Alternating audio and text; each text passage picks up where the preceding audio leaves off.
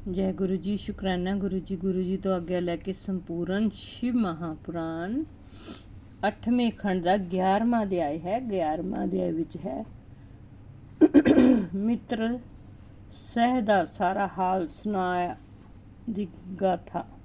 इन्नी कथा सुन के नारद जी ने कहा, हे पिता, तुसी मित्र साह दा सारा हाल सुनाउण दी किरपा करो। ब्रह्मा जी बोले, हे नारद, पिछले समय विच इस वाकू वंश विच मित्र साह नां दा एक बहुत धर्मात्मा राजा होया। वो राजा बहुत बलवान, धर्म वाला, वेद पुराणा नूं जानन वाला, सत्यावादी, पवित्र रास्ते ते चलण वाला ते राजियां दा आगू ते अपनी ही स्त्री नाल प्रेम रखण वाला सी। एक दिन वो शिकार खेडन जंगल विच गया। उत्थे उसने कई जानवरां दा शिकार कीता। उस हत्या दे कारण कुछ समय ਲਈ ਰਾਜੇ ਦੀ ਬੁੱਧੀ ਨਸ਼ਟ ਹੋ ਗਈ। ਉਸ ਜੰਗਲ ਵਿੱਚ ਇੱਕ ਰਾਖਸ਼ ਰਹਿੰਦਾ ਸੀ। ਜਦੋਂ ਰਾਜੇ ਨੇ ਉਸ ਨੂੰ ਦੇਖਿਆ ਤਾਂ ਉਸ ਵਕਤ ਹੀ ਉਸ ਨੂੰ ਮਾਰ ਦਿੱਤਾ। ਉਸ ਰਾਖਸ਼ ਦਾ ਭਰਾ ਵੀ ਉੱਥੇ ਹੀ ਰਹਿੰਦਾ ਸੀ। ਜਦ ਉਸਨੇ ਆਪਣੇ ਭਰਾ ਦੀ ਮੌਤ ਦੇਖੀ ਤਾਂ ਮਨ ਵਿੱਚ ਇਸ ਤਰ੍ਹਾਂ ਸੋਚਿਆ ਕਿ ਇਹ ਰਾਜਾ ਦੇਵਤਾ ਤੇ ਦੈਨ ਦੋਨਾਂ ਦਾ ਸੁਆਮੀ ਹੈ। ਇਸ ਕੋਲੋਂ ਆਪਣੇ ਭਰਾ ਦੀ ਮੌਤ ਦਾ ਬਦਲਾ ਕਿਸ ਤਰ੍ਹਾਂ ਲਵਾਂ। हे नारद, ये सोच के वो राक्षस मनुख का रूप धार के राजे दे कोल पहुँच गया ते हथ जोड़ के इस तरह कहन लगा, हे प्रभु, तुसी सूरज वंश विच श्रोमणी हो। इस वक्त मैं तुहाडी शरण आया हाँ। हे राजन, इन्हां दिनां विच मेरी आजीविका दा कोई भी साधन नहीं है। तुसी मैनूं अपना सेवक रख लो। राजा मित्र सैह नूं ਉਸ ਦੀਆਂ ਗੱਲਾਂ ਵਿੱਚ ਕੁਝ ਧੋਖਾ ਨਹੀਂ ਲੱਗਾ। ਤਦ ਉਹਨਾਂ ਨੇ ਬਹੁਤ ਪਿਆਰ ਨਾਲ ਆਪਣਾ ਰਸੋਈਆ ਰੱਖ ਲਿਆ। ਰਾਜਾ ਸ਼ਿਕਾਰ ਖੇਡਣ ਤੋਂ ਬਾਅਦ ਉਸ ਬ੍ਰਾਹਮਣਧਾਰੀ ਰਾਖਸ਼ ਨੂੰ ਲੈ ਕੇ ਆਪਣੀ ਰਾਜਧਾਨੀ ਨੂੰ ਵਾਪਸ ਆ ਗਿਆ। हे ਨਾਰਦ, ਰਾਜੇ ਦੇ ਆਉਣ ਦੀ ਖੁਸ਼ੀ ਵਿੱਚ ਉਸ ਦੀ ਰਾਣੀ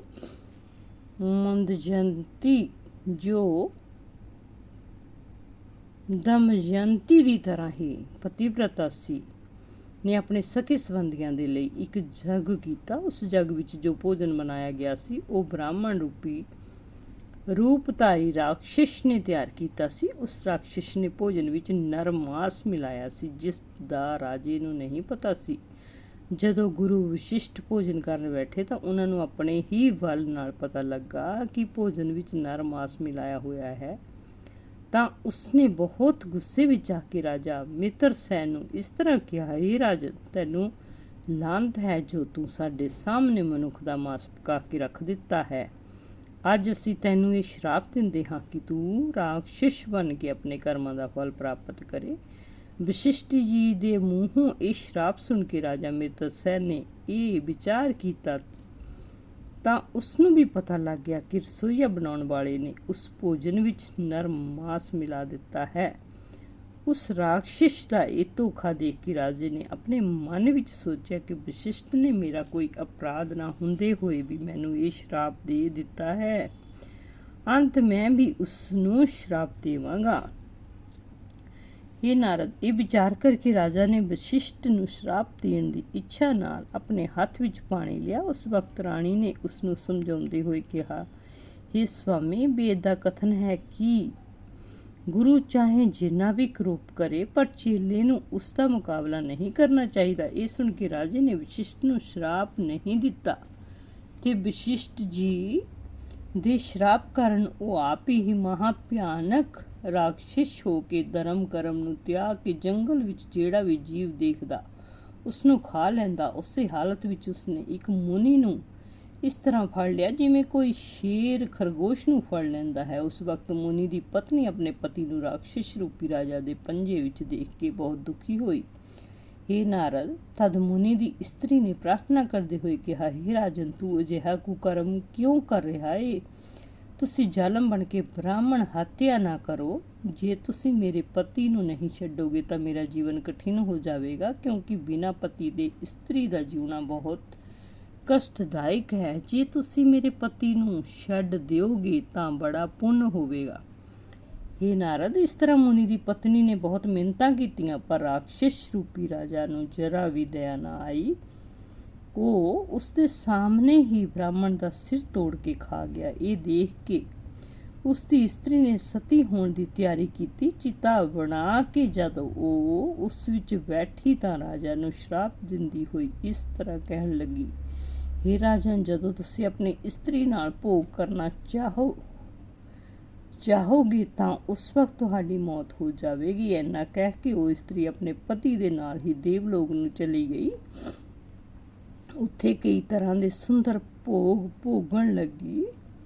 ਉਧਰ ਸ਼ਰਾਪ ਦਾ ਸਮਾਂ ਖਤਮ ਹੋਣ ਨਾਲ ਰਾਜਾ ਵੀ ਆਪਣੇ ਪਹਿਲੇ ਰੂਪ ਨਾਲ ਘਰ ਵਾਪਸ ਆ ਗਿਆ। ਰਾਜੇ ਦੀ ਰਾਣੀ ਮੰਦਜੰਤੀ ਨੂੰ ਮੁਨੀ ਦੀ ਇਸਤਰੀ ਦੇ ਸ਼ਰਾਪ ਦਾ ਵਿਸਤਾਰ ਪਤਾ ਲੱਗ ਚੁੱਕਾ ਸੀ। ਇੱਕ ਦਿਨ ਜਦੋਂ ਰਾਜੇ ਨੇ ਉਸ ਨਾਲ ਭੋਗ ਕਰਨਾ ਚਾਹਿਆ ਤਾਂ ਰਾਣੀ ਨੇ ਵਿਧਵਾ ਹੋਣ ਦੇ ਡਰ ਤੋਂ ਉਸ ਨੂੰ ਰੋਕ ਦਿੱਤਾ। ਰਾਜਾ ਹੋਰ ਕੰਮਾਂ ਨੂੰ ਵਿਅਰਥ ਸਮਝ ਕੇ ਰਾਜਪਾਟ ਤਿਆਗ ਕੇ ਜੰਗਲ ਨੂੰ ਚਲਾ ਗਿਆ। ਰਾਜੇ ਦੇ ਮੰਤਰੀਆਂ ਨੇ ਵਸ਼ਿਸ਼ਟ ਦੇ ਕੋਲ ਜਾ ਕੇ ਸਾਰਾ ਹਾਲ ਦੱਸਿਆ ਤੇ ਕਿਹਾ, ਹੇ ਪ੍ਰਭੂ, ਇਸ ਵਕਤ ਸੂਰਜ ਵੰਸ਼ ਦਾ ਅੰਤ ਹੁੰਦਾ ਜਾ ਰਿਹਾ ਹੈ, ਤੁਸੀਂ ਕੋਈ ਕਿਰਪਾ ਕਰੋ। ਮੰਤਰੀ ਦੀ ਗੱਲ ਸੁਣ ਕੇ ਵਸ਼ਿਸ਼ਟ ਜੀ ਨੇ ਸੂਰਜ ਵੰਸ਼ ਨੂੰ ਪੱਕਾ ਰੱਖਣ ਲਈ ਰਾਣੀ ਮਦਯੰਤੀ ਦੁਆਰਾ ਇੱਕ ਬਾਲਕ ਪੈਦਾ ਕੀਤਾ। ਉਸ ਬਾਲਕ ਦਾ ਨਾਮ ਅੰਸ਼ੁਮਨ ਅਰਥਾਤ ਅੰਸ਼ੁਕ ਰੱਖਿਆ। ਉਸ ਦੇ ਪੈਦਾ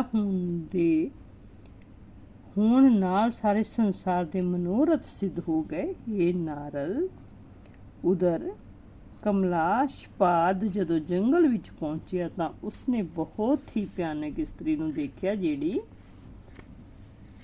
ਬਹੁਤ ਹੀ ਗੁੱਸੇ ਨਾਲ ਉਸਦੇ ਪਿੱਛੇ ਆ ਰਹੀ ਸੀ। ਉਹ ਇਸਤਰੀ ਬ੍ਰਾਹਮਣ ਹਥਿਆਰੀ ਸੀ, ਜਿਹੜੀ ਬ੍ਰਾਹਮਣ ਨੂੰ ਮਾਰਨ ਦੇ ਕਾਰਨ ਰਾਜੇ ਦੇ ਪਿੱਛੇ ਲੱਗੀ ਹੋਈ ਸੀ। ਰਾਜੇ ਨੇ ਉਸ ਤੋਂ ਮੁਕਤੀ ਪਾਉਣ ਵਾਸਤੇ ਕਈ ਵੱਡੇ ਵੱਡੇ ਤੀਰਥਾਂ ਦੀ ਪਰਿਕਰਮਾ ਕੀਤੀ ਤੇ ਕਈ ਮੰਤਰਾਂ ਦਾ ਜਾਪ ਕੀਤਾ, ਪਰ ਕੋਈ ਲਾਭ ਨਾ ਹੋਇਆ।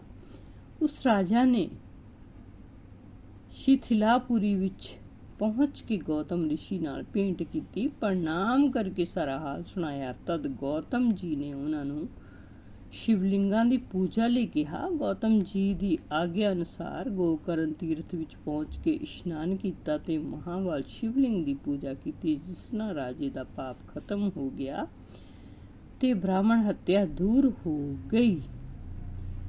ਜੈ ਗੁਰੂ ਜੀ। ਭੁੱਲ ਚੁੱਕ ਮਾਫ਼ ਗੁਰੂ ਸਾਹਿਬ।